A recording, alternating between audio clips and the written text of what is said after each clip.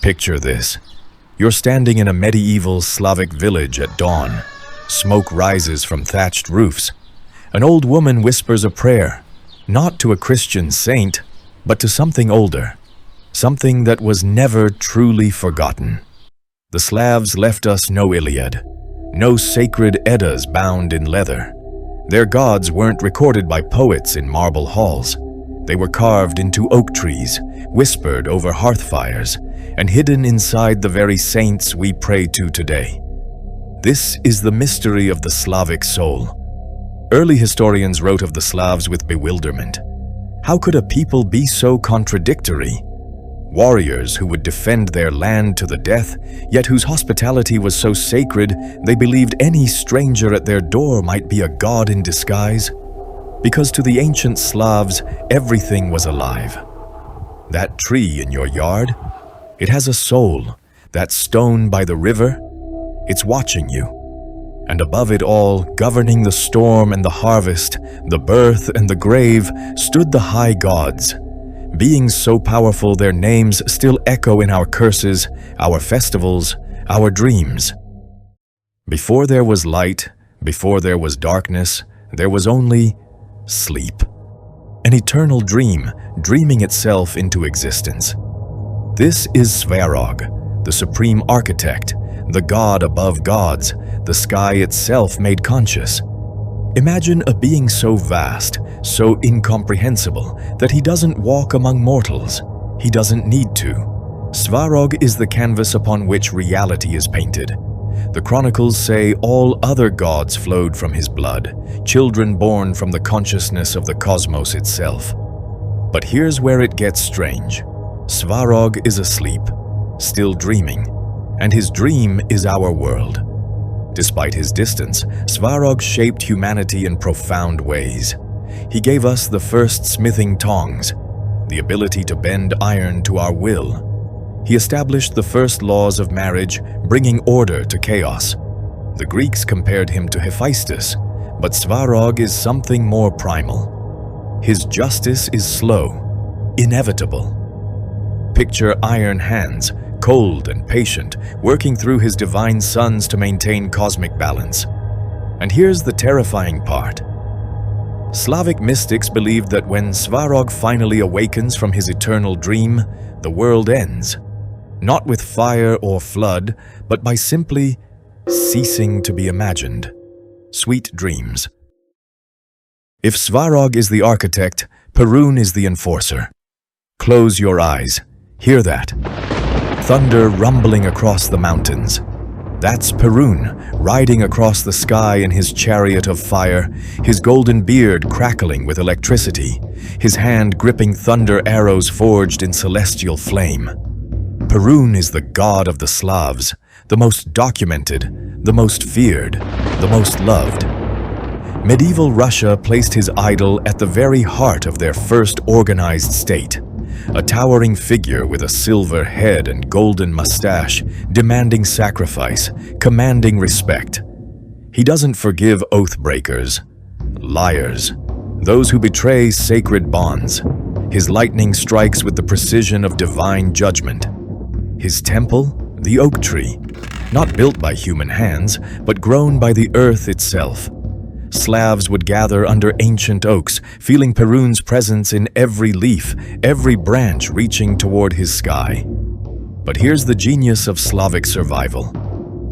When Christianity swept through Eastern Europe, Perun was too powerful to kill. So they transformed him, rebranded him, renamed him Saint Elijah, who conveniently also rides across the heavens in a chariot of fire, who also controls thunder and storms. Same God, different name. The peasants knew, they always knew. Even today, when a Slavic grandmother warns that lightning will strike a child who lies, she's invoking Perun. When you see iris flowers blooming in spring, called by his name in folk tradition, you're seeing his signature written in purple and gold. The Thunderer never left, he just learned to wear a halo. Every god of the sky needs an opposite. Every force of light casts a shadow. Meet Veles. While Perun commands the mountaintops, Veles rules the lowlands, the dark earth, the river valleys, the roots of the world tree. The ancient Slavs called him the cattle god, but that title barely scratches the surface. Veles is wealth, yes. Cattle were currency after all, but he's also death, the underworld, the master of the realm of Nav, where souls go to rest. Folklore depicts him as a shapeshifter, sometimes a bear, the shaggy master of the forest, powerful and unpredictable. Sometimes a serpent, coiled in the roots of reality itself, hoarding the waters of life. And here's the cosmic drama. Perun and Veles are locked in eternal conflict. Perun strikes the earth with his lightning arrows, trying to release the rains that Veles jealously guards in the depths. Sky versus earth, light versus shadow, order versus chaos. It's a battle that never ends because it can't end. One cannot exist without the other. When Christianity arrived, Veles split like a cell dividing. His protective role over animals was inherited by Saint Blay, patron of livestock. But his darker aspects, the horns, the connection to the underworld, the serpentine cunning, those became the Slavic devil. Veles wasn't destroyed. He was transformed into both saint and demon, his dualistic nature preserved in the very fabric of Christian Slavic culture. Every morning, hope returns on a white horse. That's Dažbog, the giving god, the sun personified, the mythical grandfather of all Slavic peoples. Ancient epics literally call the Slavs the grandchildren of Dažbog, tracing their bloodline to solar divinity itself. Picture him, riding across the sky on his white horse, bringing heat to the fields, light to the darkness, life to the frozen earth. He's Svarog's eldest son, and his generosity is endless. Warmth, harvest, prosperity, all gifts from Dažbog. But here's the beautiful tragedy. In winter, the sun weakens. Dažbog doesn't die. He transforms into a lame old man, hiding in the hearth fire, barely surviving until the winter solstice when he's reborn as a vibrant youth. The Slavs literally burned a sacred oak log every Christmas Eve to help him return to strength. In the west, on the distant island of Rugen, this solar power took a different form. Svetovid, the four-headed prophet of Arkona. Imagine a wooden colossus with four faces, each looking to a cardinal direction: past, present, future, and the realm beyond time. In one hand, a massive sword for war. In the other, a horn filled with wine for divination. Before him, a sacred white horse that high priests would use to predict the fate of crops and kingdoms. Svetovid was so revered that even when Christian armies destroyed his temple, witnesses reported that strong men wept at his destruction. A god above gods, reduced to splinters and ash. But his white horse still gallops through Slavic folklore, carrying the sun across the sky. The Holy Trinity wasn't a Christian invention. The Slavs had their own. Triglav, 3 heads, 3 realms, 3 aspects of reality unified in one divine being. Svarog, Perun, and Svetovid merged, heaven, earth, and underworld, watching simultaneously through 6 divine eyes. But here's the detail that breaks your heart. Triglav was often depicted with a golden blindfold across all 3 faces, not because he was blind, but because his benevolence was so profound he chose not to see humanity's sins. He loved us too much to watch us fail. Mercy, carved in wood and wrapped in gold. And standing amid this pantheon of male power was Mokosh, the only goddess deemed powerful enough to stand in Kiev's primary temple alongside the gods. Mokosh is Mother Earth herself, the spinner of fate, the protector of women, weaving, and the sacred work of the home. Picture every grandmother who ever sat at a spinning wheel, every woman who sheared sheep or wove cloth. They were performing Mokosh's ritual, continuing her work. She's the goddess of making, of transformation from raw wool to finished tapestry. from chaos to order, from potential to reality. When Christianity came, Mokosh became Saint Paraskeva, patron of women's work and guardian against unclean spirits. Different name, same sacred feminine power, still protecting Slavic women after 1,000 years.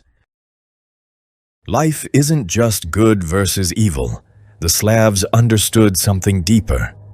Belobog and Chernobog, the white god and the black god, light and darkness, luck and misfortune, summer and winter, locked in an eternal dance. Christian observers saw Chernobog and immediately labeled him Satan. But they misunderstood. Chernobog wasn't evil. He was necessary. The Punisher, yes. The bringer of hardship, absolutely. But operating under Svarog's ultimate design, part of the cosmic balance. You can't have harvest without winter. You can't appreciate light without darkness. You can't understand joy without knowing sorrow. So the ancient Slavs did something remarkable. They toasted both gods, raised their cups to Belobog for the good fortune, then poured one out for Chernobog to keep him satisfied. Balance. Always balance. This wasn't pessimism, it was wisdom. An acknowledgement that everything, good and bad, flows from the same source. The great wooden temples burned centuries ago. The golden-bearded idols were dragged from their pedestals and cast into rivers by Christian converts. The high priests were silenced. But the gods? The gods never left. They're in the family feasts where Slavic households celebrate their patron saint, an echo of ancient ancestor worship. They're in the oak log burning in fireplaces every Christmas Eve. They're in the names of mountains and rivers across the Slavic world. They're in the superstition that makes you pause before greeting someone across a threshold. They're in the iris flower that still bears Perun's name in folk tradition. In the thunder that makes grandmothers whisper old prayers. In the folk songs about white horses and golden apples. In the way we instinctively knock on wood or cross ourselves at crossroads. The Slavic pantheon is a tree that's been grafted 12 times. The fruit looks like Christianity, tastes like modern tradition. But dig down to the roots, you'll find Svarog dreaming, Perun thundering, Veles coiling in the depths. This isn't a dead religion we're studying. It's the hidden architecture of the Slavic soul. Still standing, still breathing, still shaping how millions of people see the world. The gods are patient. They can wait another 1,000 years. After all, Svarog is still sleeping, and we're still in his dream. If this glimpse into the old gods stirred something in you, that flicker of recognition, that sense that you've always somehow known these stories, then you're exactly who this channel is for. This was only an introduction. A world this rich, with gods this powerful, and traditions this ancient, can't be covered in a single video. In the ones ahead, we'll dive deep into the figures and stories that shaped Slavic culture for centuries. The spirits of forest and water, the rituals that survived in plain sight, the gods we haven't even named yet. One thing worth keeping in mind as we go. Slavic mythology isn't a single unified canon. Different Slavic peoples developed their own distinct traditions, and while we'll aim to present as broad a picture as possible, much of the literature we draw from centers on South Slavic mythology, Serbian sources in particular. If that sounds like a journey you'd like to be part of, subscribing to the channel goes a long way in helping us keep it going. And if you found something meaningful here, hit the like button. It's a small thing, but it helps these stories reach other people who feel that same pull toward the old ways. In the comments, tell me, which god spoke to you? Is there a tradition from your own family, a saying your grandmother had, a superstition no one ever explained? Drop it below. The old gods live in those small inherited fragments, and I read every comment. We'll see you in the next one.